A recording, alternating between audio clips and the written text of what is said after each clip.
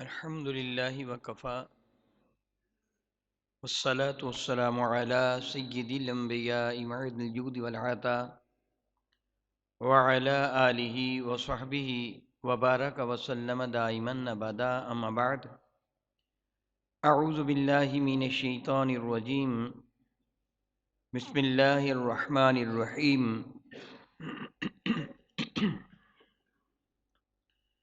والنجم إذا هوى ما ضل صاحبكم وما غوى وما ينطق عن الهوى إن هو إلا وحي يوحى علمه الشديد القوى ذو مرة فاستوى وهو بالأفق الأعلى ثم دنا فتدلى فكان قاب قوسين أو أدنى فأوحى إلى عبده ما أوحى ما كذب الفؤاد ما رأى أفتمارونه على ما يرى ولقد رآه نزلة أخرى عند سدرة المنتهى عندها جنة المأوى إذ يغشى السدرة ما يغشى ما زاغ البصر وما طغى آمنت بالله صدق الله مولانا العظيم قال الله تبارك وتعالى جل وعلا إن الله وملائكته يصلون على النبي يا أيها الذين آمنوا صلوا عليه وسلموا تسليما اللهم صل وسلم وبارك على سيدنا ومولانا ونبينا محمد النبي الأمي الكريم وعلى آله وأصحابه أجمعين الصلاة والسلام عليك يا سيدي يا رسول الله وعلى آلك وأصحابك یا سیدی یا حبیب اللہ. نہایت محبت کے ساتھ پڑھ لیجئے.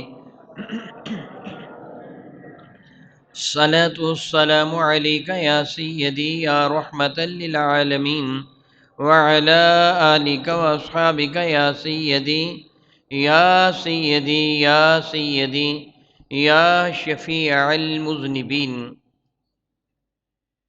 نہایت ہی معزز محترم سادات کرام، علماء ذی وقار، حاضرین گرامی قدر، الحمدللہ تعالی ثم الحمدللہ تعالی، یہ رب ذوالجلال کا بے پایاں احسان اور کرم ہے کہ اس خالق نے، اس مالک نے محض اور محض اپنی شان کریمی کے تصدق ہم ناچیز و حقیر بندوں کو ایک مرتبہ پھر درس قرآن مجید فرقان حمید کی اس پاکیزہ محفل میں حاضر ہونے کی توفیق و ہمت عطا فرمائی.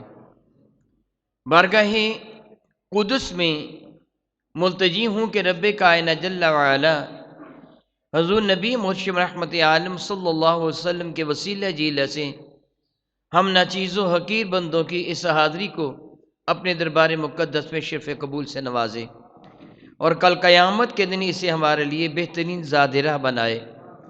اس کی رحمت سے یقین کی حد تک امید ہے کہ جس خالق نے ہمیں یہ توفیق عطا فرمائی ہے کہ ہم اس کے اور اس کے محبوب مکرم کے ذکر و فکر کی محفل میں حاضر ہو سکے، یہ اس کی عنایت کی وجہ سے ہے.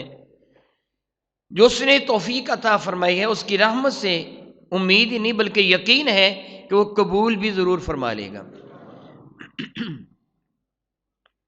بحمد اللہ تعالیٰ ثم الحمد للہ تعالیٰ، رجب المرجب کا ماہ مقدس اپنے حسن اختتام کی طرف بڑھ رہا ہے. آج اس کی 29 تاریخ ہے. مشہور روایات کے مطابق 27 شب کو رب کائنات نے میرے اور آپ کے کریم آقا حضور نبی مرشد رحمت عالم صلی اللہ علیہ وسلم کو عزت و عظمت کی اس بلندی پر فائز فرمایا کہ خلاق کائنات نے کائنات ہستی میں کسی کو بھی اس جگہ تک نہیں لے کے گیا جن جگہ میرے نبی کو لے گیا. الحمدللہ رب العالمین ثم الحمدللہ رب العالمین.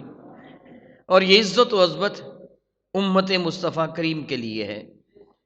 اور پھر میرے کریم آقا رسول مرشد رحمت عالم صلی اللہ علیہ وسلم اس شب جو رب کائنات جل مجل کریم کے حضور حاضر ہو کر اپنی امت کے لیے میرے نبی نے گزارش کی تو اللہ کے کائنات جل وعلا نے میرے نبی کے وسیلہ سے میرے نبی کی امت کو بھی وہ عظمت عطا فرمائی، وہ عبادت عطا فرمائی کہ جس کے لیے خود زبان وحی ترجمان سے یہ کلمات مقدسہ ادا ہوئے کہ الصلاۃ معراج المؤمنین، نماز ایمان والے کے لیے معراج ہے۔ میرے نبی بھی معراج پر تشریف لے گئے اور جو عبادت لے کے آئے وہ معراج ایمان والوں کے لیے بن گئی۔ یعنی معراج کا یاد رکھیے لفظی معنی سیڑھی ہوتا ہے، اس میں اعلیٰ جو کسی کو عروج کی طرف لے کے جانے والا ہے، اور رب کائنات جل وعلا نے ایمان والوں کو میرے نبی کے وسیلہ جیلہ سے، میرے نبی کے توسط سے، حضور کے صدقہ سے کتنی عظمتوں سے نوازا۔ میرے اور آپ کے کریم آقا رسول عربی شفیع معظم رحمت عالم کے ایک ارشاد گرامی قدر کا مفہوم بنتا ہے کہ جو بندہ باوضو اللہ کا ذکر کرتا ہو رات کو سو جاتا ہے، اللہ تعالیٰ اس کی روح کو عرش معلیٰ تک بلند فرما دیتا ہے۔ آخر کوئی تو سبب تھا نا کہ سیدنا موسیٰ کلیم اللہ نے عرض کیا تھا مولا تعالیٰ مجھے اس نبی کا امتی بنا لے، آخر کوئی تو سبب تھا نا۔ یہ عزتیں اور عظمتیں جو ہمیں میسر آئیں یہ ساری کی ساری میرے نبی کے صدقہ سے میسر آئی ہے۔ بحمد اللہ تعالیٰ ثم الحمد للہ تعالیٰ اس سفر معراج کو علماء گرامی قدر نے 3 حصوں میں تقسیم فرمایا ہے۔ پہلا حصہ اس کو اسراء کہتے ہیں، اور دوسرا حصہ اس کو معراج کہتے ہیں، تیسرا حصہ اس کو عراج کہتے ہیں۔ پہلے حصے کا تعلق میرے کریم آقا تاجدار عرب و عجم شفیع معظم رحمتاً کی شان بشریت کے ساتھ ہے، دوسرے حصے کا تعلق میرے کریم آقا کی نورانیت و روحانیت کے ساتھ ہے، اور تیسرے حصے کا تعلق میرے کریم آقا کی شان محمدیت کے ساتھ ہے۔ اختصار کے ساتھ میں عرض کروں گا، پہلا حصہ جو اسراء کا حصہ ہے شان بشریت کا معراج ہے۔ میرے نبی بشر ہیں، اس کا انکار کرنا کفر ہے۔ علماء اکرام فرماتے جو حضور کی بشریت کا انکار کرے گا کافر ہو جائے گا۔ بحمد اللہ تعالیٰ ثم الحمد للہ تعالیٰ ہم اہل سنت کا عقیدہ کتنا عرف اور اعلیٰ عقیدہ ہے، کس قدر حقیقت والا عقیدہ ہے۔ ہم ہر سال بڑی پابندی کے ساتھ میلاد مصطفیٰ مناتے ہیں، جس چیز کا مطلب و مقصد ہے کہ میرے نبی کی ولادت باسعادت ہوئی۔ آپ کی والدہ ماجدہ طیبہ طاہرہ کا اس میں گرامی قدر کیا تھا، والد ذی وقار کا نام کیا تھا، دادا محترم کا نام کیا تھا، حضور کا بچپنا کیسے گزرا، جوانی کیسے گزری، اعلان نبوت فرمانے سے قبل میرے کریم آقا کے اوصاف حمیدہ کیسے تھے، اعلان نبوت فرمانے کے بعد ان میں کتنی بلندی آ گئی، ہم اس کا تذکرہ کرتے ہیں۔ اور پھر حضور ہی کا نہیں، حضور کے صحابہ کا نہیں، حضور کی اولاد کا بھی ذکر کرتے ہیں۔ یہ ساری بات اس بات کی دلیل ہے کہ نبی کو بشر مانتے ہیں ہم، نبی کو مگر اپنے جیسا نہیں، مگر اپنے جیسا نہیں، اور صرف بشر ہی نہیں مانتے بلکہ ان کی دوسری شانوں پر بھی ایمان و یقین رکھتے ہیں۔ میرے اور آپ کے کریم آقا تاجدار عرب و عجم شفیع معظم رحمت عالم صلی اللہ علیہ وسلم جب میدان طائف میں تشریف لے گئے تھے تو اہل طائف نے میرے کریم آقا رسول عربی کے ساتھ نہایت ہی نازیبہ سلوک کیا، اور یہ قیامت تک آنے والے کے لیے وہ لوگ جو اللہ اور اس کے رسول کی رضا کی خاطر تبلیغ دین متین کا فریضہ سر انجام دینا چاہتے ہیں، ان کے لیے ایک بہترین مشعل راہ ہے اور نمونہ ہے کہ میرے کریم آقا نے کتنی شدید تکالیف کو برداشت کر کے بھی اللہ کا پیغام لوگوں تک پہنچایا۔ ہماری یہ ذمہ داری ہے کنتم خیر امت ہونے کے اعتبار سے۔ میرے کریم آقا رسول عربی شفیع معظم رحمت عالم صلی اللہ علیہ وآلہ وآلہ وسلم کے لیے اہل طائف نے طائف کی زمین کو تنگ کر دیا، اتنی سنگ باری کی، اتنی سنگ باری کی کہ سر مقدس سے بہنے والے خون نے میرے کریم آقا کی ریش مبارکہ کو گل رنگ کیا، مبارک کپڑے بھیگ گئے اور یہ خون میرے کریم آقا کے قدمین شیفین تک آ پہنچا۔ اس جگہ اس چیز کی میں وضاحت کر دوں کہ پتھر توڑتا ہے کاٹتا نہیں ہے، اس لیے پتھر مارنے سے جانور ذبح نہیں ہوتا بلکہ اس کو ہلاک ہوتا ہے، اس کو ذبح کیا جاتا ہے کاٹنے والی چیز کے ساتھ۔ پتھر کیا کرتا ہے بھلا؟ توڑتا ہے، پتھر توڑتا ہے، تلوار کاٹتی ہے، چھری کاٹتی ہے۔ اللہ حاصل قیاس، میرے کریم آقا پر سنگ باری کی گئی، پتھر پھینکے گئے تو پتھروں کے لگنے سے سر مقدس سے خون بہا۔ میدان احد میں خبیث کافروں نے، ابن قیمہ ملعون وغیرہ نے میرے کریم آقا رسول عربی کی جانب پتھر پھینکے، کریم آقا کے رخسار مقدس زخمی ہوا، مبارک دانت زخمی ہوئے، خون بہا۔ سیدہ زاہدہ تو یہ بطاہرہ حضرت فاطمہ الزہرا سلام اللہ تعالی علیہا جبل احد کی ایک گھاٹی میں، ایک غار میں میرے کریم آقا کے خون کو صاف کر رہی تھی۔ سیدنا علی المرتضیٰ کرم اللہ تعالی وجہ کی ڈھال میں پانی لے کے آ رہے تھے، خون بند نہیں ہو رہا تھا۔ ایک روایت میں بوریا اور ایک روایت میں یہ ہے کہ سیدہ فاطمہ الزہرا نے اپنے دوپٹے کا پلو پھاڑا، اس کپڑے کو نظر آتش کیا گیا، جلایا گیا، راکھ تیار کی گئی، پھر زخم میں بھری گئی، پھر کہیں جا کر خون بند ہوا، لگے کیا تھے؟ پتھر۔ خون کی کڑیاں اندر دھنس گئی تھیں، اتنا خون بہا، اتنا خون بہا۔ یہ دونوں چیزیں کیا ہیں؟ یہ میرے نبی کی شان بشریت ہے۔ کیا ہے بھلا؟ میرے نبی کی شان بشریت ہے۔ 3 مرتبہ ایک واقعہ پیش آیا، کم از کم 3 مرتبہ۔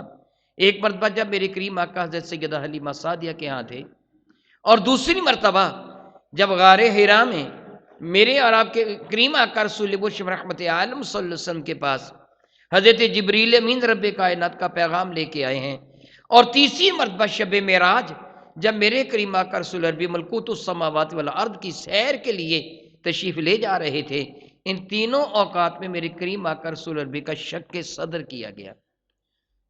ان میں وہ پہلا واقعہ میں عرض کر دیتا ہوں جو میرے کریم آقا کے بچپنے کا واقعہ ہے، قدر اختصار کے ساتھ۔ سیدہ حلیمہ سعدیہ فرماتی ہیں کہ رسول رحمت صلی اللہ علیہ وسلم اس وقت عمر مبارکہ کو 5 سال کے قریب تھی۔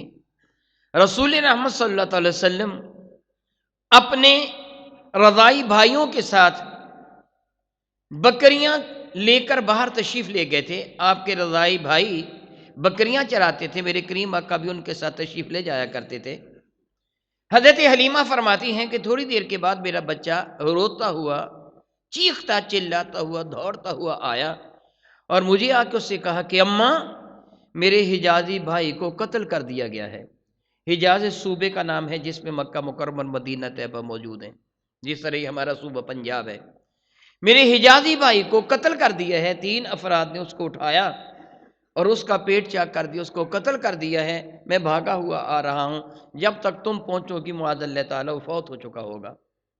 حضرت حلیمہ سعدیہ کو قبل ازیں بھی یہودیوں کی جانب سے کچھ ایسی باتیں ملی تھیں کہ جن سے خدشہ تھا کہ رسول رحمت کو معاذ اللہ تعالیٰ نقصان نہ پہنچایا جائے۔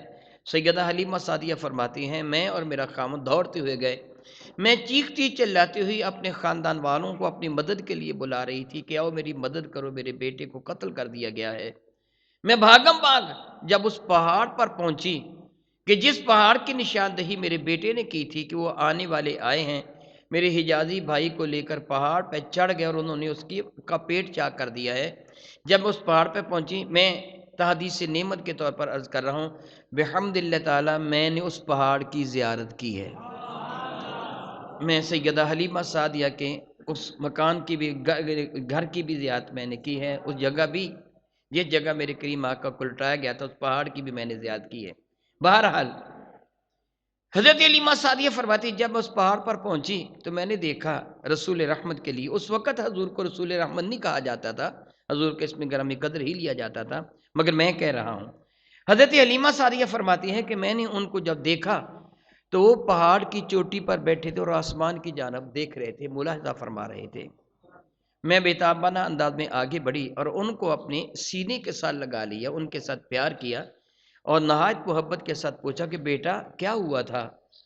پھر انہوں نے تفصیل بتائی کہ اماں میں اپنے بھائیوں کے ساتھ کھیل رہا تھا، 3 آنے والے آئے، انہوں نے مجھے اٹھایا اور پہاڑ کی چوٹی پہ لے آئے اور مجھے لٹا دیا، لٹا کر اماں جی انہوں نے میرے سینے کو چاک کیا، حلقوم، حلق یہاں سے ہوتے ہیں، حلق سے لے کے ناف تک صحیح بخاری شریف میں بھی ہے اور جامع ترمذی کے اندر بھی ہے، میرے اور آپ کے کریم آقا رسول اللہ بھی کبھی کبھی سیدنا انس بن مالک فرماتے ہیں وہ جگہ دکھایا کرتے تھے جہاں سے سینہ انور کو شک کیا گیا تھا، باریک بالوں کی ایک لکیر اس چیز کی نشاندہی کیا کرتے تھے، جو ہاں میرے کریم آقا رسول اللہ کے شکم انور کو سینہ اطہر کو چاک کیا گیا تھا۔ میرے کریم نے فرمایا میرے سینے کو چاک کیا گیا، کھولا گیا، اما یہ منظر میں اپنی آنکھوں سے دیکھ رہا تھا۔ پھر دوسروں نے کہا، دوسرے ایک نے کہا تم پیچھے ہٹ جاؤ، وہ پیچھے ہٹ گیا اما، پھر وہ آگے بڑھا، اس نے میرے قلب انور کو نکال کر اس کو چیرا۔ اما ان کے پاس ایک طباق تھا جس پہ اتنا ٹھنڈا پانی تھا جس طرح اولے برف کا پانی ہوتا ہے، اس زمانہ میں یہ کیمیکل کی برف نہیں ہوا کرتی تھی، آسمان سے برف جو نازل ہوتی ہے نا اولے، وہ اما برف کی طرح کا ٹھنڈا پانی تھا، میرے قلب انور کو چیرا گیا، اس کو دھویا گیا، پھر اس میں نورانی شے کو بھر دیا گیا، اما اس کی ٹھنڈک میں اب تک اپنے سینے میں محسوس کر رہا ہوں، یہ سارا منظر میں اپنی آنکھوں سے دیکھ رہا تھا۔ اما جی پھر اس نے میرے آشا اوپر والا حصہ صدر کہلواتا سینہ، اور ڈایافرام کے نیچے والا حصہ آشا کہلواتا ہے جہاں آنتڑیاں وغیرہ ہوتی ہیں۔ اما پھر انہوں نے میری آشا میں ہاتھ ڈالا، میرے شکم انور سے میری آنتڑیاں مبارک کو باہر نکالا، ان کو بھی دھویا اور سب کچھ میرے اندر پھر سے رکھ دیا۔ اما جی یہ سارے کا سارا منظر میں اپنی آنکھوں سے دیکھ رہا تھا۔ پھر تیسرے نے کہا اب تم پیچھے ہٹ جاؤ، وہ پیچھے ہٹ گیا، پھر اس نے میرے شکم انور پر ہاتھ پھیرا تو وہ پہلے ہی کی طرح ہو گیا۔ پھر انہوں نے کہا ترازو لاؤ، ترازو لایا گیا، ترازو لا کر ایک پرڑے میں مجھے رکھا گیا، دوسرے پرڑے میں دو آدمیوں کو رکھا گیا۔ اما جی جب ترازو اٹھایا تو میرا پرڑا بھاری تھا، پھر انہوں نے اس ترازو کو زمین دوبارہ رکھا نیچے، ایک پرڑے میں 10 کو رکھا، دوسرے میں مجھے رکھا، میرا پرڑا پھر بھی بھاری تھا۔ پھر انہوں نے کہا ان کو رہنے دو، اگر پوری کائنات کو بھی ایک پرڑے میں رکھو گے دوسرے میں ان کو رکھو گے پرڑا انہی کا بھاری ہوگا۔ پھر انہوں نے مجھے مبارک دی کہ آپ اللہ کے رسول ہیں، آپ اللہ کے حبیب ہیں، میری پیشانی کو چوما اور اوپر کو چلے گئے۔ اما میں انہی کو دیکھ رہا تھا۔ سوال پیدا ہوتا ہے کہ قلب روح کا مستقر ہے، اصل مستقر ہے، اگر قلب بند ہو جائے تو نتیجہ موت ہوتا ہے، ہارٹ اٹیک کی شکل میں۔ ایسے ہے نا، دل نکال لیا جائے تو انسان زندہ نہیں رہتا، اس کی جگہ کسی نہ کسی مشین کو آج کل لگایا جاتا ہے تاکہ وہ دل کا کام کرے، کہ سرکولیشن آف بلڈ جو ہے وہ جاری و ساری رہے، تاکہ انسان کی زندگی کا پتہ کٹ نہ جائے۔ مشین وغیرہ لگائی جاتی ہے تاکہ وہ دل کا جو کام ہے وہ مشین تھوڑی دیر کے لیے کرے، اتنی دیر میں دل کی سرجری وغیرہ کر لی جائے۔ وہاں تو کوئی مشین استعمال نہیں کی گئی تھی، میرے نبی کو بے ہوش تو نہیں کیا گیا، سارا منظر میرے نبی اپنی آنکھوں سے دیکھتے ہیں، اور خون کا ایک قطرہ بھی نہیں نکلا۔ ادھر میدان طائف میں بھی کتنا خون نکلا پتھر لگنے سے، میدان احد میں بھی خون نکلا پتھر لگنے سے، یہاں تو پورا سینہ چاک کیا گیا، ایک بھی قطرہ خون کا نہیں نکلا۔ یہ کیا ہے؟ یہ کیا ہے؟ وہ تو بشریت تھی مانتے ہیں، مگر یہ کیا ہے؟ اس کو آپ کیا کہیں گے؟ پتہ چلا کہ محض بشریت نہیں کچھ اور بھی ہے، محض بشریت نہیں کچھ اور بھی ہے۔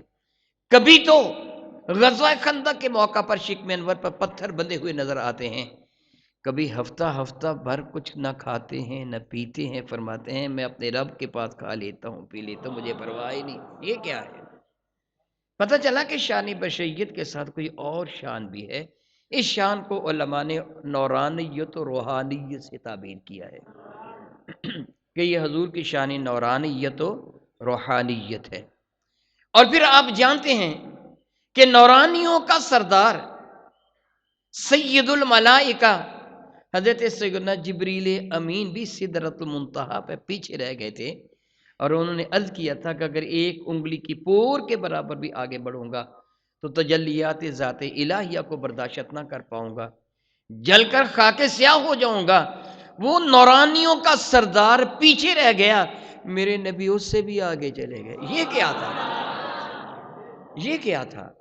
پہلے تو بشریت تھی، پھر نورانیت و روحانیت تھی، پھر نورانیت اور روحانیت والے بھی پیچھے رہ گئے۔ جبریل کی روحانیت اتنی عظیم روحانیت ہے کہ جس جانور پر، جس سواری پر حضرت جبریل امین سوار ہوئے تھے، موسیٰ کلیم اللہ کے زمانہ میں فرعون کو ڈبونے کے لیے آئے تھے، اس سواری کا بدن جبریل سے لگا، جبریل کا بدن سواری سے لگا، سواری کے پاؤں زمین پہ لگے، زمین کی مٹی کو سامری نے اٹھا کر بے جان بچڑے کے منہ میں ڈالا تو اللہ نے اس کو بولنے کی توفیق دے دی تھی۔ جبریل کی روحانیت کا کیا کہنا۔ جبریل نے اللہ کے حکم سے سیدہ مریم کی جانب پھونک ماری تھی، اور حضرت سیدنا عیسیٰ روح اللہ حضرت مریم کے شکم انور میں جلوہ گر ہو گئے تھے، اور حضرت سیدنا عیسیٰ کا یہ عالم تھا کہ آپ مردوں کو زندہ کر دیتے تھے، تو جبریل کی روحانیت کا عالم کیا ہوگا۔ یہ روحانیتوں والا کا سردار، یہ ملائکہ کا سردار سدرۃ المنتہا پہ پیچھے رہ گیا، میرے نبی آگے بھی تشریف لے گئے۔ یہ کیا ہے؟ اس کو علماء نے شان محمدیت کہا ہے۔ میرے اور آپ کے کریم آقا تاجدار بوجم شفیع معظم رحمۃ اللہ علیہ، اس میں گرامی قدر جو ایک سے زیادہ مرتبہ میں نے ذکر کیا ہے، یہ میں نے نہیں رکھا، آپ نے نہیں رکھا، بلکہ نہ میرے آقا کی امی نے رکھا ہے، نہ ابا نے رکھا، والد تو موجود ہی نہیں تھے اس وقت، نہ دادا جان نے رکھا، نہ کسی اور نے رکھا۔ میرے نبی کا یہ نام میرے اللہ نے رکھا ہے، اور کب سے رکھا ہے؟ جب ابھی آدم پیدا بھی نہیں ہوئے تھے۔ حضرت آدم نے کیا فرمایا تھا حضرت شیش کو کہ میرے بیٹے، جب اللہ نے میرے جسم انور میں روح کو داخل کیا، میں نے آنکھوں کو کھولا تو ساق عرش پر میں نے کلمہ طیبہ لکھا پڑھ لیا تھا، لفظ محمد، تو اس وقت سے اللہ نے میرے نبی کا نام رکھ دیا ہے۔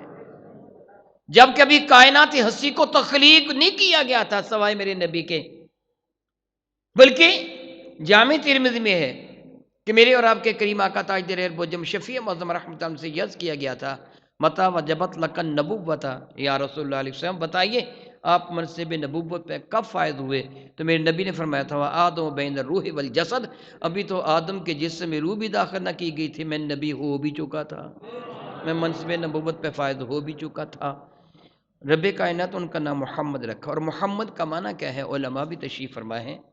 میں اس سے پہلے آپ سے ایک سوال کروں گا، عام طور پر جب کوئی نقیب محفل اعلان کرتا ہے کسی نعت خوان کے لیے، یا آپ جانتے ہیں کوئی بھی سمجھدار بندہ، دانا آدمی ذکر کرتا ہے، تو نعت کا جب جملہ کہا جاتا ہے کہ نعت پڑھیں گے، تو پھر اس میں کس کی خوبیوں یا عظمتوں کا تذکرہ مقصود ہوتا ہے؟ رسول رحمت کا۔ جب لفظ نعت کہا جاتا ہے نا تو پھر حضور کا، جب منقبت کہا جاتا ہے تو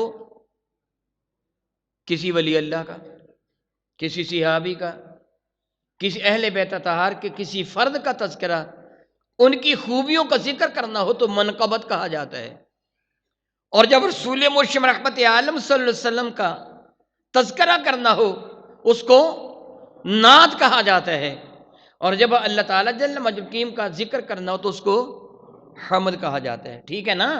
بے حمد باری تعالیٰ، آپ سنتے ہیں نا کئی مرتبہ آپ کے گھر میں پہلے ریڈیو ہوا کرتا تھا، ٹیلی ویژن ہے، حمد باری تعالیٰ، اس کے بعد پھر نعت مصطفیٰ کریم۔ تو حمد کا جب کہا جائے لفظ حمد کہ اس کی حمد بیان کی جائے گی تو مراد کیا ہوگا؟ اللہ تعالیٰ جل وعلا کی خوبیوں کا ذکر۔ جب نعت کہا جائے گا تو رسول اللہ کی خوبیوں کا ذکر۔ جب منقبت کہا جائے گا تو اللہ تعالیٰ کے کسی بھی برگزیدہ بندے کی خوبیوں کا ذکر منقبت کہلوائے گا۔ سمجھ رہے ہیں نا آپ؟ تو اب دیکھیے محمد کا معنی کیا ہے؟ الذی یحمد حمدن بعد حمدن، وہ ذات جس کی مسلسل حمد بیان ہوتی رہے، جس کی مسلسل حمد بیان ہوتی رہے۔ الحمدللہ رب العالمین، ساری حمدیں اللہ کے لیے ہیں، حمد اللہ کے لیے ہے۔ محمد وہ ذات ہے جس کی مسلسل حمد بیان ہوتی رہے، یہ ہے شان محمدیت، جو اللہ کی بھی حمد بیان ہوتی ہے، مصطفیٰ کریم کی بھی حمد بیان ہو رہی ہے۔ یہ ہے میرے نبی کی شان محمدیت۔ میری اور آپ کے کریم آقا رسول نبی کا پہلا جو سفر کا حصہ ہے جو شان بشریت سے تعلق رکھتا ہے، وہاں رب کریم نے کیا کیا؟ سارے انسانوں کے اعلیٰ ترین افراد انبیاء علیہ السلام کو جمع کیا۔ شان بشریت کا جب معراج ہوا تو رب ذوالجلال نے سارے انسانوں میں سب سے اعلیٰ ترین اشخاص انبیاء علیہ السلام کو جمع کیا، اور جب سارے انبیاء جمع ہو گئے تو میرے نبی کو امام الانبیاء بنا دیا۔ اب سارے نبیوں کے امام میرے نبی ہو گئے، سید الانبیاء میرے نبی ہو گئے۔ اور پھر جب نورانیت و روحانیت کا معراج کروانا تھا تو جبریل امی کو میرے قریب آ کر رسول عربی کی معیت میں سدرۃ المنتہا کی جانب پرواز کروائی، اور میرے نبی جس براق پر سوار ہو کر تشریف لے گئے تھے، صحیح بخاری و مسلم کے اندر بھی ہے، باقی کتابیں تو اپنی جگہ ہیں نا، کہ منتہائے قدم تک، منتہائے نظر تک اس کا قدم جاتا تھا۔ منتہائے نظر، جہاں نظر کی انتہا ہوتی ہے وہاں اس کا پہلا قدم جاتا تھا۔ قوت رفتار کا اندازہ آپ کو لگا لیجئے۔ اور اس جگہ کو بہت زیادہ ریسرچ کی ضرورت نہیں، دیکھنے کی ضرورت نہیں کہ آپ کوئی ریسرچ کے لیے کوئی لے کے کمپیوٹر وغیرہ بیٹھ جائیں کہ میں سرچ کروں، نہیں، ہر سادہ سا شخص بھی باہر نکلے، ذرا چھت سے باہر نکل کر زمین کی جانب دیکھے، پھر سر اٹھائے، نگاہ آسمان تک چلی جائے گی، پھر دیکھے کتنا وقت صرف ہوتا ہے میری نظر کے آسمان تک جاتے جاتے، کتنا وقت صرف ہوتا ہے۔ پھر یہ غور کرے کہ میری آنکھ میں بہت ایک ذرہ کے برابر نور ہے، بہت تھوڑا سا نور ہے، اس نور کی رفتار کا یہ عالم ہے، تو جو سراپا نور تھا اس کی رفتار کا عالم کیا ہوگا؟ اس کی نظر کہاں تک جاتی ہوگی؟ تو جہاں تک اس کی نظر جاتی تھی وہاں اس کا قدم جاتا تھا۔ پھر میرے نبی اس پر سوار ہو کے گئے نا، کیا بلا میں نے کہا اس پر، ایسے ہی ہوا نا، ایسے ہی ہوا نا۔ پھر بات قابل اور ہے کہ آپ موٹر سائیکل پہ بیٹھ جائیں، میں موٹر سائیکل پہ بیٹھ جاؤں، میں نے سر پر عمامہ باندھ رکھا ہے، موٹر سائیکل پہ بیٹھ جاؤں، اور موٹر سائیکل وہ کچھ بڑے سائز کا ہو، 125 وغیرہ یا دوسرا، اور چلانے والا 100-125 کلومیٹر پر آور کی رفتار سے موٹر سائیکل کو دوڑا رہا ہو، تو مجھے عمامہ سنبھالنا پڑے گا یا نہیں؟ بصورت دیگر کیا ہوگا؟ یہ اڑ جائے گا، اور خود مجھے بھی بڑا سنبھل کے بیٹھنا ہوگا، کیونکہ ہوا کا دباؤ مجھے نیچے گرانے کی کوشش کرے گا، میں پکڑ کے بیٹھوں گا۔ 100-150 کلومیٹر پر آور کی رفتار سے میں بغیر حفاظت کے سفر کروں میرے لیے مشکل بن جاتی ہے، تو میرے نبی کی قوت رفتار کا عالم کیا تھا؟ اور حضور کے گرد گرد کون سا حفاظی حصار تھا؟ اس پر کون سے جہاز کی طرح کنوپی بنی ہوئی تھی؟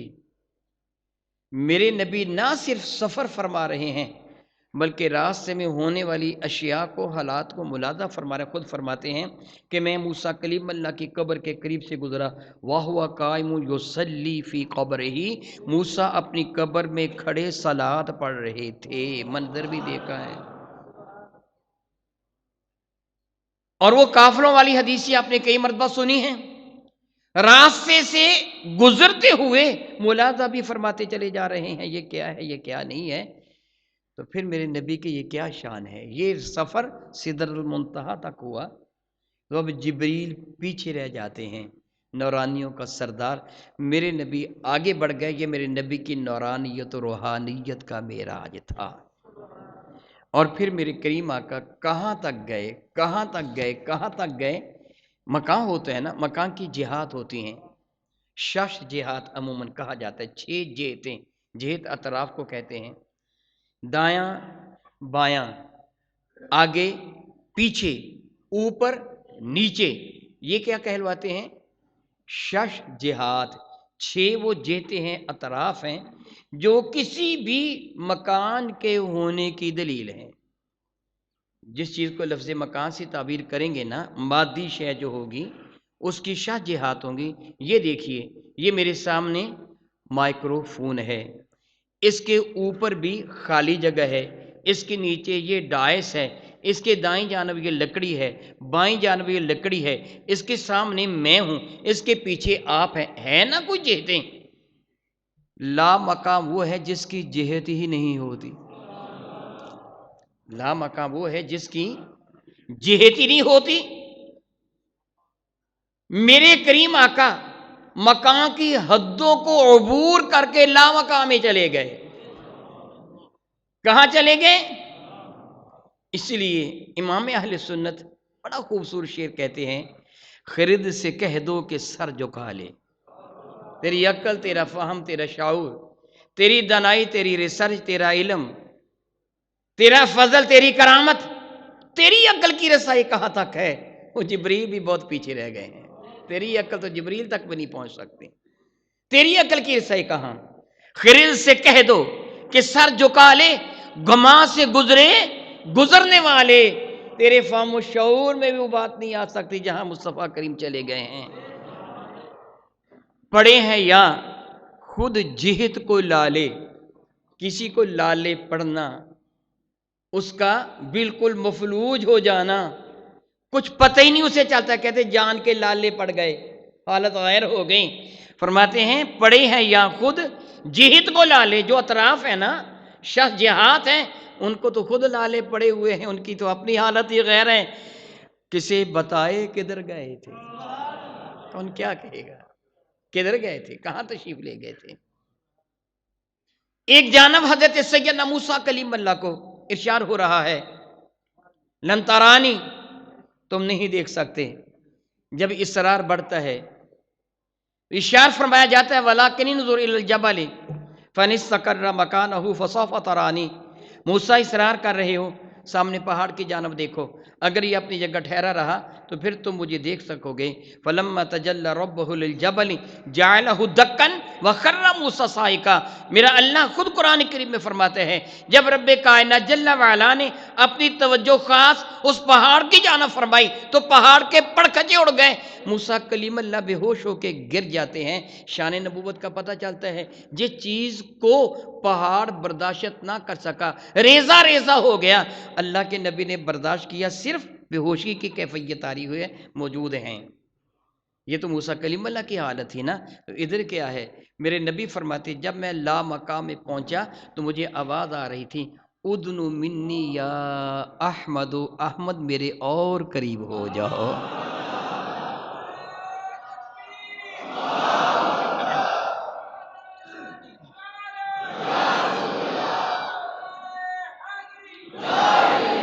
فرماتے ہیں آواز آ رہی تھی، ادنو منی یا اے احمد مجتبا، اے میری بہت حمد کرنے والے. احمد کا معنی بہت حمد کرنے والا، محمد جن کی بہت حمد کی گئی ہے. اے احمد، اے میری بہت حمد کرنے والے، اور قریب ہو جاؤ، اور قریب ہو جاؤ. فرماتے ایک جگہ پھر مجھے یہ ارشاد ہوا، کف یا محمد، اے محمد. پہلے احمد، اب اے محمد، اے بہت زیادہ عظمتوں والے، ٹھہر جائیے. ان ربک یصلی علیک، آپ کا رب آپ پر اپنی رحمتوں کا نزول فرما رہا ہے. اور پھر وہ نظارہ کیا جس نظارے کو ایک میں مقدار نہیں بیان کر سکتا، ایک کے بعد میں کچھ نہیں کہہ سکتا. وہ پہاڑ جس کو برداشت نہ کر پایا تھا، وہ اس نظارے کا کتنا فیصد تھا تصور میں بھی نہیں لایا جا سکتا. میرے کریم آقا رسول عربی شفیع معظم رحمت عالم صلی اللہ علیہ وسلم جب اس کا نظارہ کر رہے تھے تو میرا اللہ فرما رہا ہے ما زاغ البصر وما طغى. میں انشاءاللہ تعالیٰ تھوڑی دی بعد اس کی مزید تشریح بھی عرض کرتا ہوں.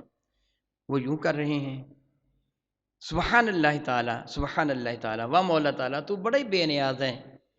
تبارک اللہ شان تیری، تجھی کو زیبا ہے بے نیازی. کہیں تو وہ جوش لن ترانی، کہیں تقاضی وسائل کے تھے، ادنو منی یا احمد، احمد اور قریب ہو جاؤ، احمد اور قریب ہو جاؤ، احمد اور قریب ہو جاؤ. کہیں یہ فرمایا جا رہا ہے. میرے کریم آقا رسول عربی شفیع معظم رحمت عالم کی شان معراج کے یہ تینوں جو سفر ہیں، سفر اسرا، اس کا انکار کفر ہے کہ قرآن مجید فرقان حمید کے 15ویں پارے کی ابتدا میں سبحان الذی اسری بعبدہ لیلا من المسجد الحرام الی المسجد الاقصی، جو میں پہلے بیان کر چکا ہوں، حضور کی شان بشریت کا معراج، اس کا انکار علماء فرماتے ہیں کفر ہے. اور دوسرا حصہ جو سدرۃ المنتہا تک ہے، اس کا ذکر بھی حدیث نبویہ میں ہے.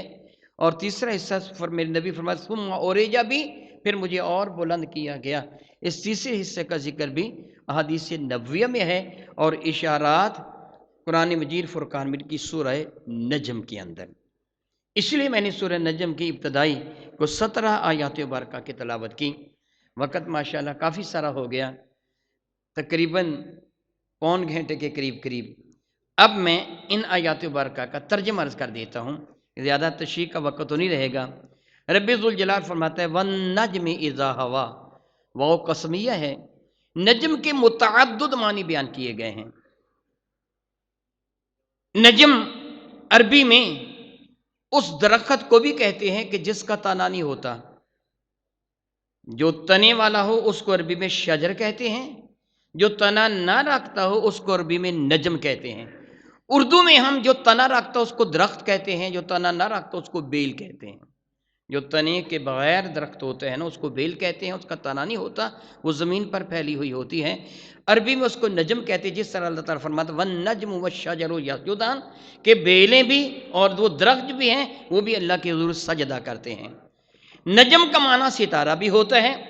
ثریا، نہایت بلندی پر وہ 7 ستارے، ان کو بھی عربی میں نجم کہا جاتا ہے، اور یہ ثریا عام طور پر ہم لفظ یہ استعمال کرتے ہیں۔ امام جعفر صادق رضی اللہ تعالیٰ فرماتے ہیں کہ چونکہ نجم کا معنی بعض اوقات کسی چیز کا ابھرنا ہوتا ہے، اسی بنا پر ان نباتات کو نجم سے تعبیر کیا جاتا ہے، وہ زمین سے باہر نکلتے اوپر کو ابھرتے ہیں۔ نجم ستارے کو بھی کہا جاتا ہے کہ وہ بھی چمکتا ہوا ابھرتا ہوا نظر آتا ہے، اسی سے علم نجوم ہے یا نجم کہتے ستارے کو۔ تو امام جعفر صادق کہتے ہیں یہاں رب کریم فرمایا وَالنَّجْمِ اِذَا ہَوَا، قسم ہے مجھ کو چمکتے ہوئے ستارے کی، اذا ہوا جب وہ نیچے کی جانب آیا۔ فرماتے یہاں مصطفیٰ کریم کے واپسی کے تذکرے کی طرف اشارہ کیا گیا ہے کہ رب کریم نے فرمایا قسم ہے مجھے مصطفیٰ کریم کی جب وہ شب معراج واپس آ رہے تھے، اس کی قسم ہے۔ جواب قسم کیا ہے؟ ما ضل صاحبکم وما غوا۔ ضل کہتے ہیں راستے سے دائیں بائیں بھٹک جانے والے کو، جس کو ہم کہتے ہیں اردو میں کیا کہتے ہیں؟ گم راہ، جس کا راستہ گم ہو جائے، جسے راستہ مل نہ رہا ہو اس کو کیا کہتے ہیں؟ گم راہ۔ عربی میں اس کو کہتے ہیں ضل۔ جس طرح ہم پڑھتے ہیں غیر المغضوب علیہم ولا الضالین، مولا جو راہ بھول چکے ہیں، جن کو پتہ ہی نہیں کہ صراط مستقیم کیا ہے، ہمیں ان کی راہ پہ نہ چلانا، یعنی کافروں کی راہ پہ نہ چلانا۔ تو ضل کا معنی گمراہ ہو جانا، راستے کا بھول جانا۔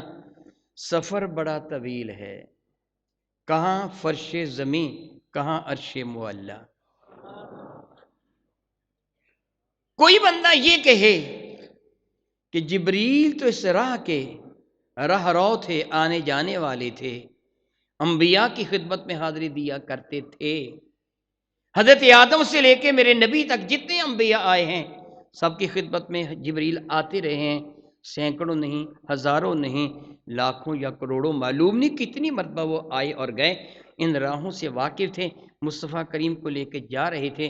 بالکل ٹھیک ہے، آپ نے سچ کہا، مگر یہ بتائیے جبریل تو سدرہ پہ رہ گئے تھے، آگے کون لے کے گیا تھا؟ جبریل تو پیچھے رہ گئے ہیں، وہ تو سدرہ پہ لے گئے تھے، آگے کون لے کے گیا ہے؟ رب فرماتے اس طویل سفر میں بھی اور کبھی بھی کسی بھی لمحے میں، اس جہاں میں اس جہاں میں کبھی بھی ما ضل صاحبکم، تمہارے محبوب، تمہارے صاحب، تمہارے آقا، سبحان اللہ۔ یہاں رب نے پہلی قوموں کے لیے جب ذکر فرمایا تو ان کو فرمایا فلاں نبی اپنی قوم کی جانب آیا، فلاں نبی اپنی قوم کی جانب، قوم نوح، قوم موسیٰ، قوم عیسیٰ، قوم ابراہیم۔ یہاں رب نے قوم محمد نہیں فرمایا بلکہ صاحب فرمایا ہے میرے نبی کو قوم کا، کہ تمہارے آقا وہ ایک لمحہ کے لیے بھی نہیں بھولے۔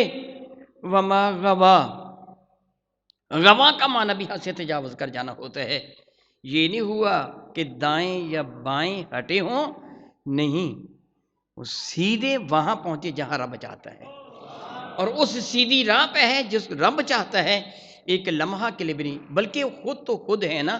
میرا اللہ فرماتا ہے انکا لتہدی الی صراط مستقیم، محبوب کائنات کو سیدھی راہ کی جانب تم ہی چلا رہے ہو، کائنات کو سیدھی راہ کی جانب تم ہی چلا رہے ہو۔ اس جگہ میرے نبی کی جانب ہدایت کی نسبت کی گئی ہے اللہ کے، حالانکہ اللہ تعالیٰ خود فرما واللہ یہدی من یشاء، اللہ تعالیٰ ہدایت دیتے ہیں جس کو وہ چاہتا ہے۔ حقیقتاً ہدایت اللہ دیتا ہے، مجازن جو دیتا ہے تو نبی کے صدقہ سے دیتا ہے۔ ہدایت اللہ ہی دیتا ہے لیکن دیتا میرے نبی کے صدقہ سے ہے، وگرنہ آپ بتائیں کہ ہدایت کس چیز کو کہتے ہیں؟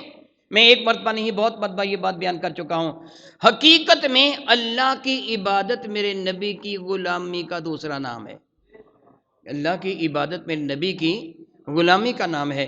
جس طرح آپ جانتے ہیں کہ مسجد کا بنانا بڑا ثواب ہے، حرم کعبہ کا بنانا کتنا ثواب ہوگا؟ کفار مکہ نے حرم کعبہ کو بنایا تھا مگر ان کو کوئی بھی ثواب نہیں ملا۔ آپ پانی کا گلاس ہاتھ میں پکڑ کر اس نیت کے ساتھ پی لیں کہ میرے کریم آقا نے پانی نوشے جہاں فرمایا، میں بھی پی رہا ہوں، تو سنت مصطفیٰ پہ عمل کا ثواب ہو جائے گا، ایک ایک گھونٹ پر عبادت ہو جائے گی۔ گویا کفار نے مکہ مکرمہ میں حرم کعبہ کو بنایا، ان کو ایک بھی نیکی نہیں ملی۔ آپ ٹھنڈا پانی میں پی لیں گے تو ہر گھونٹ پر اللہ تعالیٰ آپ کو سنت میں عمل کا ثواب عطا فرما دے گا۔ فرق کیا ہے؟ فرق یہ ہے کہ آپ کی گردن میں میرے نبی کی غلامی کا پٹا ہے، کافر کی گردن میں نہیں ہے۔ پھر عبادت کیا ہے؟ میرے نبی کی غلامی کا دوسرا نام عبادت ہے۔ میرے نبی خود ہی نہیں تمہیں بھی صراط مستقیم پہ چلانے والے ہیں۔ اور پھر دیکھیے میں گفتگو کر رہا ہوں، میرے حلق سے ایک آواز نکل رہی ہے، جس طرح گائے کے حلق سے نکلتی ہے، بھینس کے حلق سے، بکری کے حلق سے، جانور کے حلق سے نکلتی ہے۔ جب میرے حلق سے وہ آواز نکلے اور تعارف صوت سے آواز باہر آتی ہے نا، تو میری زبان اور میرے ہونٹ اس کو روک لیتے ہیں، اس آواز کو روک لیتے ہیں۔ میری زبان کبھی پھیل کر دائیں بائیں جاتی ہے، کبھی لمبوتری ہو کر آگے کو بڑھتی ہے، کبھی سکڑ کر پیچھے چلی جاتی ہے۔ میرے منہ کے مختلف حصوں سے آواز وہ زبان ٹکراتی ہے، میرے ہونٹ اس کی معاونت کرتے ہیں، میرا جبڑا اس کے ساتھ تعاون کرتا ہے۔ وہ حلق سے نکلنے والی وہ آواز الفاظ کے موتی میں پرو کر یہ بکھیرتی چلی جاتی ہے۔ ایسے ہو رہا ہے نا؟ لیکن میرے سامنے قرآن کریم کھلا پڑا ہے، کم از کم میں اپنی حد تک یہ جانتا ہوں، جب میں بات کرتا ہوں نا مجھے پتہ نہیں چلتا میری زبان اوپر لگ رہی ہے، نیچے ہے، دائیں ہے، بائیں ہے، سکڑ رہی ہے کہ پھیر رہی ہے کہ لمبوتری ہو رہی، مجھے پتہ نہیں چل رہا۔ میرا دھیان آپ کی جانب ہے، میری زبان خود بخود چل رہی ہے۔ جہاں تک زبان مصطفیٰ کا تعلق ہے، میرا اللہ فرماتا ہے وَمَا يَنطِقُ عَنِ الْهَوَىٰ، ان کی زبان اپنی مرضی سے چلتی ہی نہیں ہے۔ ان ہوا الا وحی یوحیٰ، وہی فرماتے جو رب کائنات کی جانب سے ان کی طرف وحی کیا جاتا ہے۔ سنن نبی داؤد کے اندر ہے، میرے اور آپ کے کریم آقا حضور نبی مرشد رحمت عالم صلی اللہ علیہ وسلم جب اپنے صحابہ کے اندر تشریف فرما ہوتے، گفتگو فرما رہے ہوتے، تو سیدنا عبداللہ بن عمرو بن عاص رضی اللہ تعالیٰ عنہ یہ اپنے پاس لکھنے کا سامان لے کے آ جاتے۔ جب بھی میرے نبی کی محفل میں حاضر ہوتے لکھنے کا سامان لے کے آتے، میرے کریم جو ارشاد فرماتے چلے جاتے، حضرت سیدنا عبداللہ بن عمرو بن عاص رضی اللہ تعالیٰ عنہ اس کو ضبط تحریر میں لاتے چلے جاتے۔ ایک دن کا ذکر ہے کہ احباب کی محفل میں بیٹھے تھے، دوستوں نے کہا عبداللہ رسول رحمت صلی اللہ علیہ وسلم خاص اہتمام کے ساتھ نہیں، دیکھیے میں مثال نہیں دے سکتا، ایک خاک کے ذرے کو سورج سے کیا مثال دی جا سکتی ہے؟ میرے جیسے کہ حقیر انسان بھلا اس طرح مثال دے؟ نہیں، ناجائز ہے۔ میں صرف سمجھانے کے لیے عرض کر رہا ہوں، میں نے آپ کے سامنے باقاعدہ گفتگو کرنی تھی، اس کے لیے اہتمام کیا ہے، اپنے سامنے قرآن کریم کو رکھا، بنہایت ہی سمجھ کر، سوچ کر، سوجھ بوجھ کے ساتھ میں گفتگو کر رہا ہوں، ایسے نہیں کر رہا۔ لیکن کبھی اپنے گھر کے ماحول میں بیٹھا ہوں یا یاروں کی محفل میں بیٹھا ہوں تو پھر یہ اہتمام نہیں ہوا کرتا۔ اب سمجھنے کی کوشش کیجیے۔ سیدنا عبداللہ بن عمرو بن عاص رضی اللہ عنہ کو احباب نے کہا رسول رحمت یاروں کی محفل میں بیٹھے ہوتے ہیں، ہر طرح کے لوگ ہوتے ہیں، کبھی خوشی میں ہوتے ہیں، کبھی میرے کریم آقا پریشان ہوتے ہیں، رنج و غم کی حالت بھی ہوتی ہے، حضور گفتگو فرماتے ہیں، تو بعض باتیں ایسی ہوتی ہیں کہ جو لکھنے کے لائق ہوتی ہیں، بعض ایسی ہوتی ہیں جس کو ہم آج کل عام طور پر آن دی ریکارڈ یا آف دی ریکارڈ کہتے ہیں، کہ بعض باتیں ایسی ہوتی ہیں کہ جن کو کہنے والا چاہتا ہے لوگوں کو پتہ چل جائیں، بعض باتیں ایسی ہوتی ہیں جو کہہ دیتے ہیں مگر چاہتا کہ عام لوگوں کو پتہ نہ چلے۔ عبداللہ تم سب کچھ لکھ لیتے ہو جو بھی حضور فرماتے ہیں؟ میں یاروں کی محفل میں بیٹھ کر باتیں کر رہے ہوتے ہیں، کہیں ایسے نہ ہو جائے تم کوئی ایسی بات لکھ لو اور اس کو شائع کر دو، آگے مشتہر کر دو، جو میرے نبی پسند نہیں فرماتے، سرکار ناراض ہو گیا تو برباد ہو جائے گا، تیرے پلے کچھ بھی نہ رہے گا، نہ لکھا کر۔ بعد میں پوچھ لیا کر یا رسول اللہ علیہ السلام میں یہ لکھ لوں یا نہ لکھوں؟ بات عبداللہ کی سمجھ میں آ گئی۔ اگلے دن عبداللہ بن عامر رضی اللہ عنہ بارگاہ بے کس پناہ میں حاضر ہوئے تو لکھنے کا سامان نہیں تھا، بیٹھ گئے۔ میرے قریب نے ملاحظہ فرمایا تو سوال فرمایا عبداللہ تیرے لکھنے کا سامان کدھر گیا؟ انہوں نے حوالے واقع عرض کر دیا یا رسول اللہ میرے یاروں نے مجھے یہ سمجھایا کہ ہر بات لکھنے کے لائق نہیں ہوا کرتی، نہ لکھا کر۔ عبداللہ کی بات مکمل ہوئی تو میرے کریم آقا کو رخ زیبہ غصہ کی وجہ سے سرخ ہو گیا۔ حضور نے فاشارہ الی فمہ، اپنی انگلی کے ساتھ اپنے رخ زیبہ کی جانب اشارہ کر کے فرمایا اکتب، وہ لکھ لے۔ والذی نفسی بیدہ لا یخرج منہ الا حق، قسم ہے وہ جو رب کائنات کی کہ جس کے دست قدرت میں مجھ محمد کی جان ہے، اس منہ سے حق کے سوا کبھی کچھ نکلا ہی نہیں ہے۔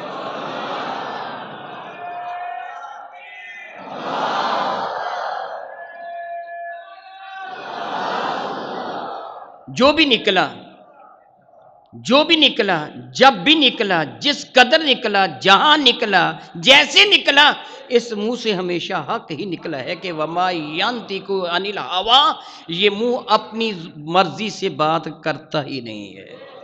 ان ہوا الا وحی یوحی، وہی کچھ فرماتے ہیں جو ان کی جانب وحی کی جاتی ہے۔ علماء بھی تشریف فرمائے ہیں، ایک اعتبار سے وحی کے دو طریقہ ہے کار ہیں، ایک وحی جلی کہلواتی ہے، ایک وحی خفی کہلواتی ہے۔ وحی جلی پھر دوسرے بھی ہیں، وحی مطلوب، غیر مطلوب وغیرہ، لیکن میں ایک اعتبار سے دو باتیں کر رہا ہوں۔ وحی جلی ہے جو قرآن مجید فرقان حمید ہے، وحی خفی ہے جو رب کائنات میرے آقا کے قلب انور پر القاء فرماتا ہے، یہ میرے آقا کے قلب انور پر القاء یاد رکھیے ساری کی ساری وحی، خواہ وہ جلی ہو یا خفی، آپ اس کو سارے کے سارے کو قرآن نہیں کہہ سکتے۔ جس کو میرے نبی نے قرآن کہا وہ قرآن ہے۔ علماء تشریف فرما ہے، حدیث نبویہ کی تعریف کے سلسلہ میں ایک ٹرم ہے، اس کو حدیث قدسی کہا جاتا ہے۔ بطور مثال میں ایک عرض کرنا، میرے نبی فرماتے ہیں کہ اللہ فرماتا من عاد لی ولیا فقد آذنتہ بالحرب، جس نے میرے ولی سے دشمنی کی میں اسے جنگ کا چیلنج دیتا ہوں۔ یہ ارشاد اللہ کا ہے، بدریہ وہی میرے نبی کے پاس آیا ہے مگر قرآن کا حصہ نہیں ہے۔ ارشاد اللہ کا ہے، بذریعہ وہی میرے نبی کے پاس آیا ہے مگر یہ قرآن کا حصہ، قرآن وہ ہے جس کو میرے نبی نے قرآن قرار دے دیا۔ جو کچھ بھی میرے نبی کی زبان سے نکلا وہ وہی ہے، ضروری نہیں کہ وہ قرآن بھی ہو، نہیں۔ میرا اللہ ارشاد فرماتا ہے کہ ان ہوا الا وحی یوحی، اس کو نہ وہی کچھ فرماتے ہیں جو ان کی جانب وہی کیا جاتا ہے۔ پھر فرماتا ہے علمہ شدید القوا، سبحان اللہ تعالی و بحمدہ، سبحان اللہ۔ مثال نہیں دے سکتا، ممکن نہیں ہے، کیونکہ میرا اللہ بھی مثالیں دے کے سمجھاتا ہے۔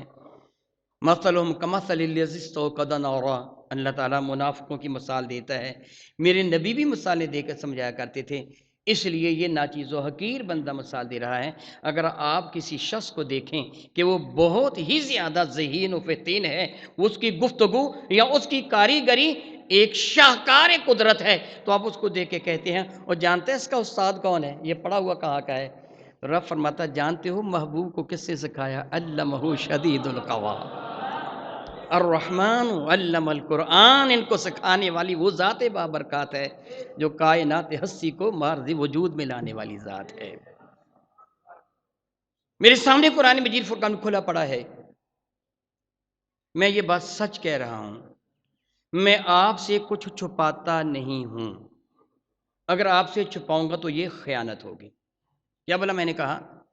میں گفتگو کرتا ہوا جو چیز اللہ تعالیٰ میرے ذہن میں القاء فرما رہا ہے، یہ جو کچھ میں کہہ رہا ہوں نا، یہ میں نہیں کہہ رہا، اللہ تعالیٰ مجھے توفیق عطا فرما رہی ہے، اس کی رحمت کی وجہ سے میں عرض کر رہا ہوں۔ اور جو اللہ تعالیٰ جل وعلا کی جانب سے میرے ذہن کو کھولا جا رہا ہے، میں آپ کے سامنے یہ بیان کر رہا ہوں، اگر میں ڈنڈی ماروں گا تو میں خیانت کرنے والا ہوں گا۔ وہ استاد خائن ہے جو اپنے شاگرد سے کچھ چھپاتا ہے۔ ایسے ہے کہ نہیں؟ میں آپ میری تصدیق کریں یا تردید کریں۔ جو استاد اپنے شاگرد سے کچھ چھپائے گا، وہ استاد اپنے شاگرد سے کیا کرے گا؟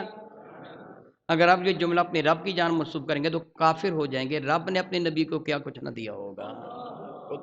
کوئی بندہ تنہائی میں بیٹھ کے سوچ لے کہ جس کو سکھانے والا رب کائنات ہے، سیکھنے والے مصطفیٰ ہیں، یا تو میں آپ کو سکھاؤں آپ کند ذہن ہو نہ سیکھ سکیں، یا میں خیانت سے کام لوں پوری چیز سکھاؤں نہیں، اگر میں بھی خیانت سے کام نہ لوں آپ بھی کند ذہن نہ ہو تو پھر میں جو سکھاؤں گا وہ آپ سیکھ جائیں گے۔ اب تو توہین رب کی کرے گا کہ مصطفیٰ کی کرے گا؟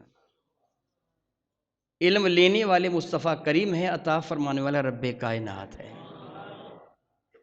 اشارے گرامی قدر فرماتے ہیں ذو مرہ فاستویٰ، پھر اس جلوے نے 2 مرتبہ اس کی جانب توجہ فرمائی، فاستویٰ پھر استوا فرمایا۔ اس کا حقیقی معنی کیا ہے؟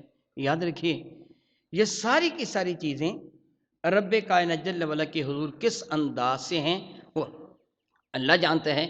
بعض چیزیں ایسی ہوتی ہیں کہ جن کا معنی تو ہم جانتے ہیں مگر اس کی اصل حقیقت کیا ہے اس سے ہم واقف نہیں ہوا کرتے۔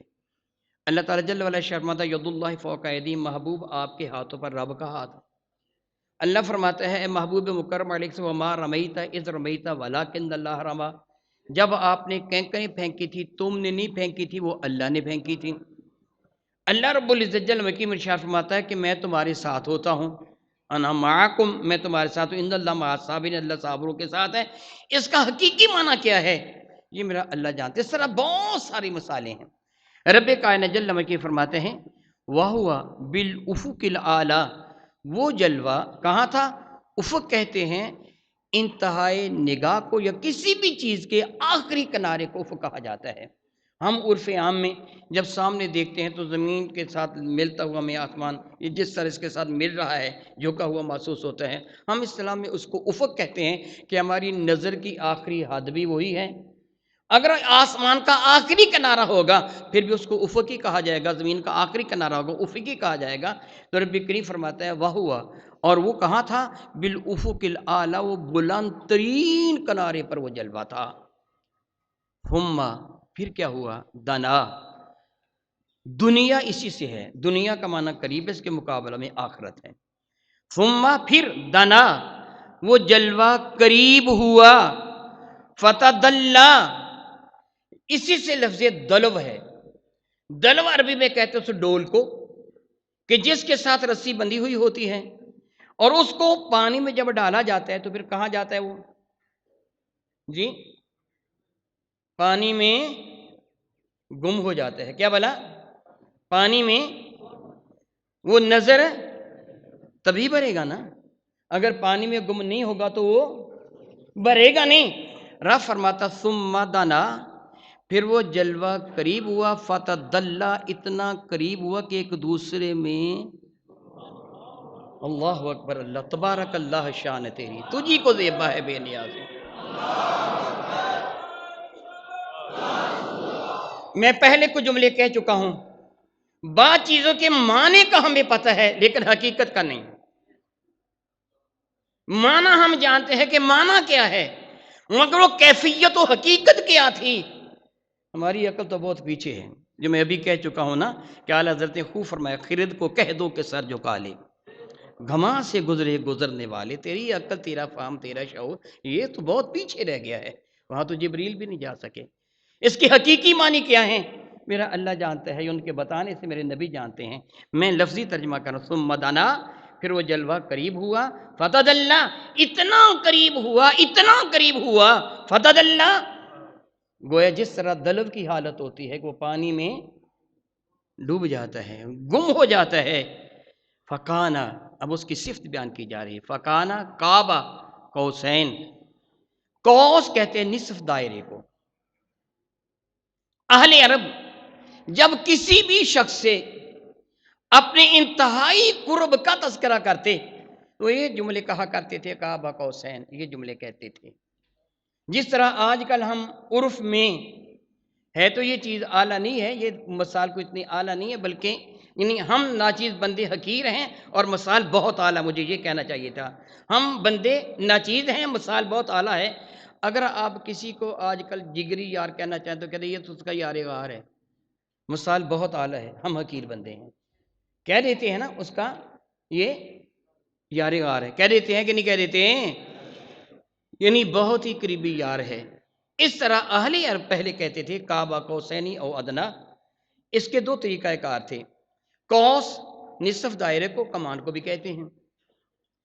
نصف دائرہ کمان، جب اہل عرب ایک قبیلہ دوسرے قبیلے کے ساتھ حلف برداری کرتا کہ آئندہ تیرا اور میرا دشمن بھی ایک ہوگا، دوست بھی ایک ہوگا، تو اور میں ایک دوسرے کے معاون بھی بنیں گے، ہر اعتبار سے، خوشی میں، غمی میں، دکھ میں، درد میں، آسائش میں، آرام میں ایک دوسرے کے معاون بنیں گے، تو دونوں قبیلوں کے سردار اکٹھے ہوتے، اپنی اپنی کمان وہ لیتے۔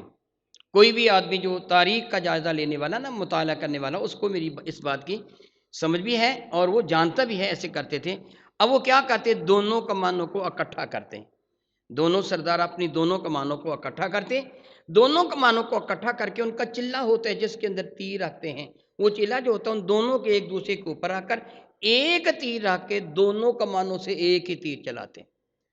اب بتائیے، اب یہ تیر جو چلے گا اگر اس نے کوئی شکار کیا تو کس نے کیا ہے؟ دونوں نے۔ اگر اس تیر سے کسی کو نقصان پہنچا تو ذمہ دار کون؟ دونوں۔ اس سے کسی کو فائدہ پہنچا تو ذمہ دار کون ہو؟ اس کو کیا کہتے تھے؟ کیا کہتے تھے؟ کعبہ قوسین۔ کیا کہتے تھے؟ کعبہ۔ رب کائنات محبوب کو فرما دے، محبوب مکرم علیہ السلام، وَمَن یُطِعِ الرَّسُولَ فَقَدْ اطاع اللہ، جس سے تیری اطاعت کی اسی نے میری اطاعت کی، جس سے تیری نافرمانی کی اس نے میری نافرمانی کی، جس کو تو نے دیا اس کو میں نے دیا، جس سے تو نے روکا اس سے میں نے روک لیا۔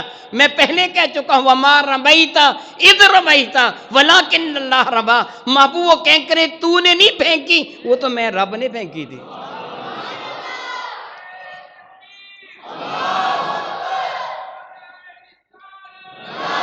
پھر فرماتے ہیں ان الذین یبایعونک انما یبایعون اللہ، محبوب لوگ بیعت تیری کر رہے تھے، میں رب اعلان کر رہا ہوں وہ بیعت اپنے رب کی کر رہے تھے، اللہ کی کر رہے تھے۔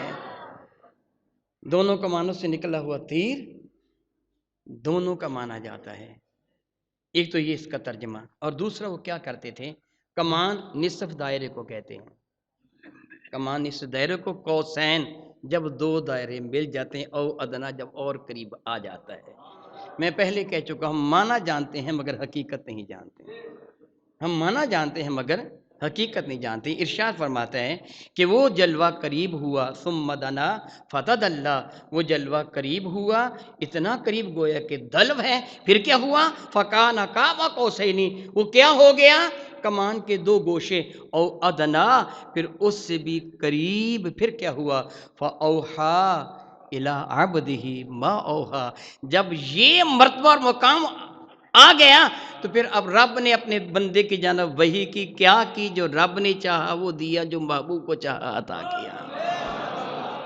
فاوحا الی عبدہ ما اوحا، پھر اس نے اپنے بندے کی جانب وحی فرمائی، کیا، ما اوحا، تو کیا جانتا ہے۔ جس طرح عظمت کے لیے اللہ فرماتے ہیں نا، انا انزلناہ فی لیلۃ القدر وما ادراک، اے تو کیا جانتا ہے لیلۃ القدر کیا ہے، تجھے کیا علم ہے، تو کیا جانتا ہے۔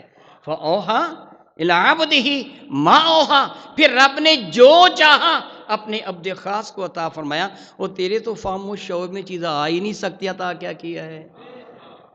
دینے والا اللہ ہو، لینے والے مصطفیٰ ہوں، تو دینے والے نے کیا نہ دیا ہوگا، لینے والے نے کیا نہ دیا ہوگا۔ پھر اللہ تعالیٰ جل وعلا ارشاد فرماتے ہیں کہ ما کذب الفؤاد ما رأى، میں کسی اجنبی شے کو دیکھوں تو میرا دل و دماغ اس کے بارے میں کچھ سوچتا ہے، یہ کیا ہے، میں نے پہلے کبھی کوئی شے نہیں دیکھی، اب دیکھوں، میں مثال دیتا ہوں، آپ مجھے کوئی کھانے کی چیز یا پہننے کی چیز یا استعمال کی چیز مجھے دیں، شاہ جی یہ لے لیں، میں نے اس سے پہلے کبھی دیکھی نہیں، تو اب اس کو پکڑ کر میں دیکھوں گا یہ ہے کیا، اس کو استعمال کیسے کرنا ہے. یہ میرا دل، میرا فہم، میرا شعور میری آنکھوں کا ساتھ نہیں دے رہا. مجھے وہ چیز تو نظر آ رہی ہے مگر میرا دل اس کو سمجھنے سے آ رہی ہے، میری عقل اس کو پہچاننے سے بحری ہے. میری عقل بھی پہچان رہی ہے چیز کیا ہے. بطور مثال آج سے کچھ 100-200 سال پہلے والا ایک انسان زندہ ہو جائے، اب اس کو موبائل سیٹ دے کے کہیں یہ میں آپ کے لے کے آیا ہوں، وہ پکڑ کے کہے گا میں اس کو کروں کیا، یہ ہے کیا. اب آنکھیں دیکھ تو رہی ہیں مگر دل نہیں جانتا یہ ہے کیا. میرا اللہ فرماتے ہیں میرے محبوب کا عالم کیا تھا، ما کذب الفؤاد ما رآ.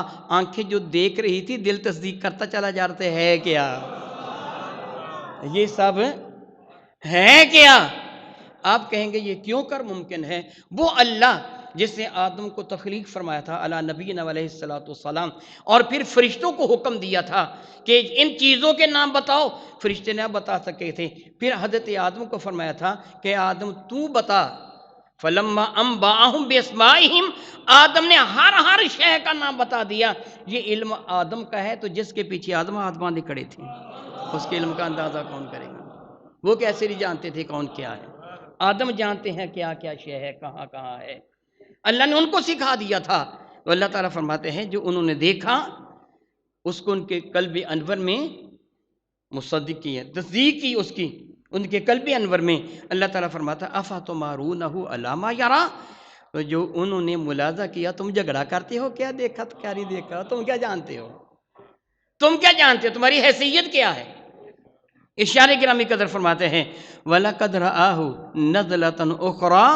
اس سے تو اس کو دوبارہ بھی دیکھا ہے، دوبارہ بھی دیکھا ہے. اشارے گرامی قدر فرماتا ہے کہاں، اِنْدَهَا جَنَّةُ الْمَأْوَىٰ، ہاں اِنْدَ سِدْرَةِ الْمُنْتَهَىٰ، سدرۃ المنتہا کے قریب بھی دیکھا ہے. اِنْدَهَا جَنَّةُ الْمَأْوَىٰ، اس کے قریب ہی جنت ماوا ہے. یکش سدرۃ ما یغشا، جب سدرہ کو ڈھانپ رکھا تھا جس نے ڈھانپ رکھا تھا. جی تو چاہتا ہے کہ میں اس کی ذرا تشریح بیان کروں مگر میں دیکھ رہا ہوں کہ وقت تیزی کے ساتھ آگے بڑھ رہا ہے، میں آپ کو زیادہ دیر روکنا نہیں چاہتا. رب کریم فرماتا ہے پھر جب وہ نظارہ کر رہے تھے ما زاغ البصر وما طغى. موسیٰ کلیم اللہ تو بے ہوش ہو گئے تھے، پہاڑ کے پڑ کھچے اڑ گئے تھے. موسیٰ کلیم اللہ کی قوم نے یہ عرض کیا تھا لن نؤمن لک حتی نری اللہ جہرا. موسیٰ ہم جب تک اللہ تعالیٰ کو کھلم کھلا نہیں دیکھیں گے تجھ پر ایمان نہیں لائیں گے. وہ جلوہ برداشت نہ کر سکے تھے، سارے جل کر خاک سیاہ ہو گئے تھے، کوئی برداشت نہ کر سکا تھا. دیکھیے یہاں میں آپ کو ایک مثال دے کے سمجھاؤں گا. میں الحمد للہ تعالیٰ علماء بھی تشریف فرما ہیں، ڈاکٹر صاحب بھی تشریف فرما ہیں، دیگر بھی ڈاکٹر صاحب حضرت ہو گئے. جب ہم دیکھتے ہیں نا تو ہماری کرینہ عینیہ کے پیچھے ایک چھوٹا سا سوراخ ہوتا ہے. یہ ہم دیکھتے ہیں نا، جس کو ہم کاکی کہتے ہیں، اس کی بیک سائڈ پر ایک چھوٹا سا سوراخ ہوتا ہے. جب ہم کسی ایسی شے کو دیکھتے ہیں جو اندھیرے میں ہوتی ہے تو سوراخ تھوڑا سا کھلتا ہے تاکہ اندر تھوڑی روشنی داخل ہو جائے، ہم اس کو دیکھ سکیں. ہم عموماً کہتے ہیں کہ جب ہم اندھیرے میں جاتے ہیں تو دیدے پھاڑ پھاڑ کر دیکھتے ہیں، جملہ کہتے ہیں نا. یعنی پھر عملی طور پر فزیکل طور پر بھی ہم اپنی آنکھوں کو زیادہ کھولتے ہیں نا. عام حالت سے جب اندھیرے میں ہوتے تو آنکھیں زیادہ دیکھتے ہیں کہ نہیں دیکھتے، لیکن جب سورج کی تیز روشنی ہوتی ہے تب کیا ہوتا ہے، ہم اپنی آنکھوں کو سکیڑتے ہیں. کیوں سکیڑتے ہیں؟ کہ تاکہ اس سوراخ میں زیادہ روشنی نہ چلی جائے، وگرنہ ہم معاذ اللہ تعالیٰ کمزور نظر والے یا اندھے ہونے کا اندیشہ ہوگا. کبھی ہمارا وہ کرینہ اس کو سکیڑتا ہے، فوکس کرتا ہے، کبھی اس کو پھیلاتا ہے. یہ ہوتا ہے کہ نارمل حالت کے ہٹ کر جب ہم کسی چیز کا جائزہ لیتے ہیں تو کبھی وہ سکڑتی ہے آنکھ، کبھی پھیلتی ہے. میرا اللہ فرماتا ہے جب محبوب اس نظارہ کا نظارہ کر رہے تھے ما زاغ البصر وما طغى، نہ آنکھ ٹیڑھی ہو رہی تھی نہ پھیل رہی تھی، نارمل نگاہوں سے دیکھ رہے تھے.